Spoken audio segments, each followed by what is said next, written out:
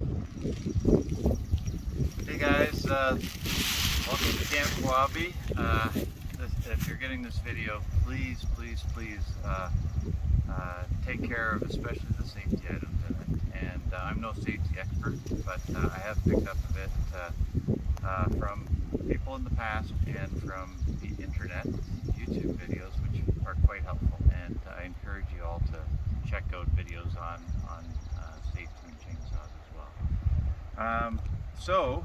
Having said that, we have a bunch of trees that are down already, and we need to cut them up into smaller pieces, and either smaller pieces that we can then just put in the wood pile, or ideally pieces that are this long that we can sit like this and put benches on for the wedding. So what I've done here with this log is I've spaced it and I've marked it, so you can see the marks here, here, here, and then there, and then this is just a cut off piece.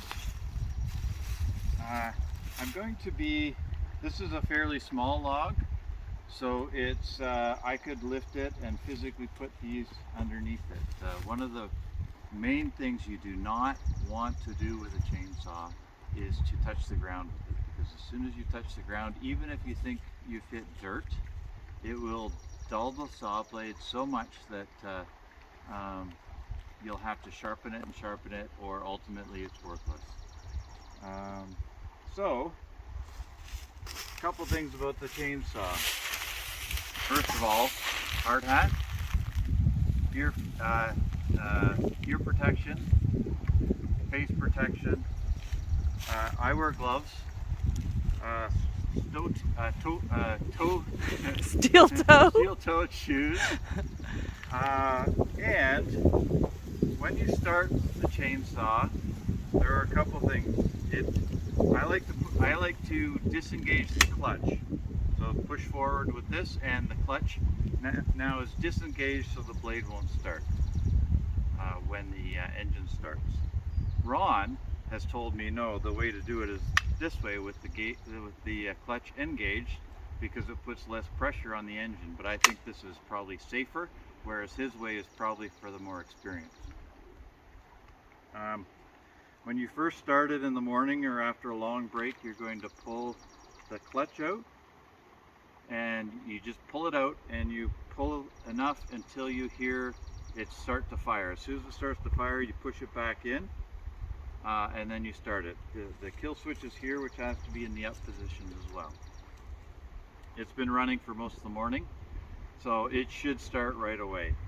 So a couple things about safety with the log is you've got to keep in mind where things are going to go. Is it going to, as you cut through, is it going to fall off, which is what you want because you don't want it binding the blade, or is it going to bind the blade? If it's a big log and you physically can't move it, then you're going to want to, after you get well into the cut and well enough below, say about this distance, so the blade's not going to hit the bottom of this, you put this in and you pound away to separate it.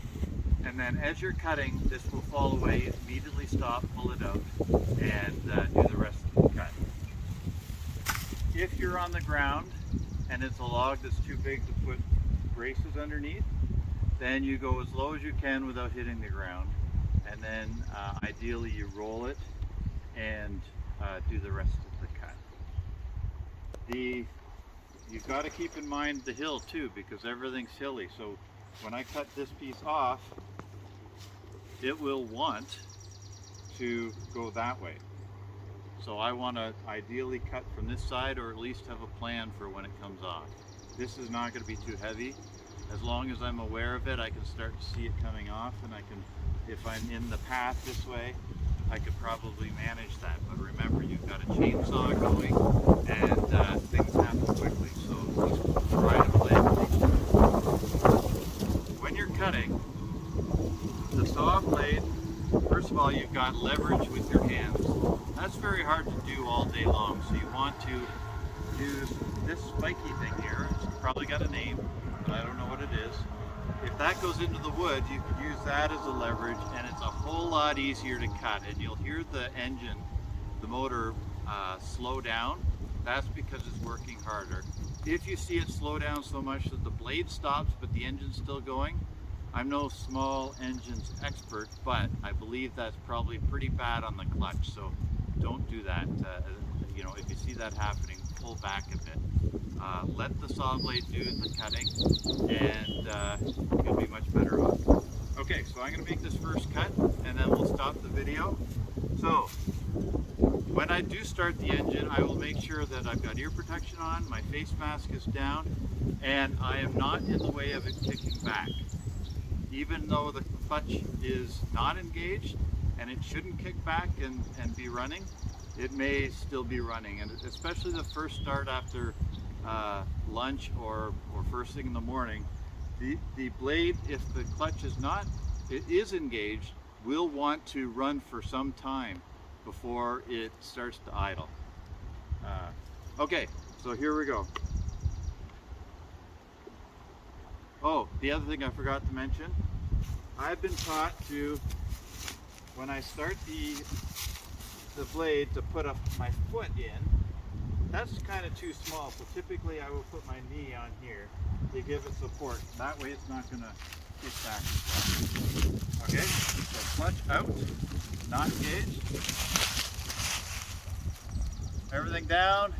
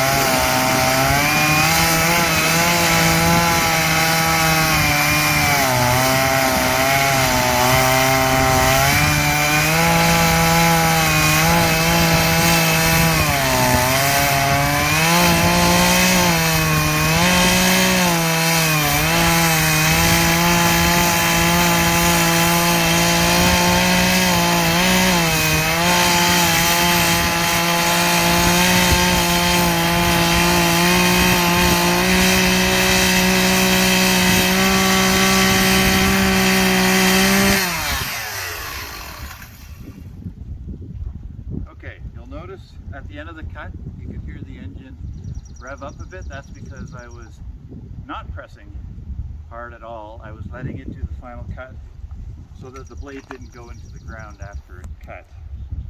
The other thing I should mention is some of this wood is really punky and the blade will go through faster.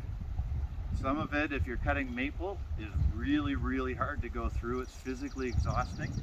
So just take your time and pass off between each other. And if you have knots typically are more difficult to go through, and just take your time through them.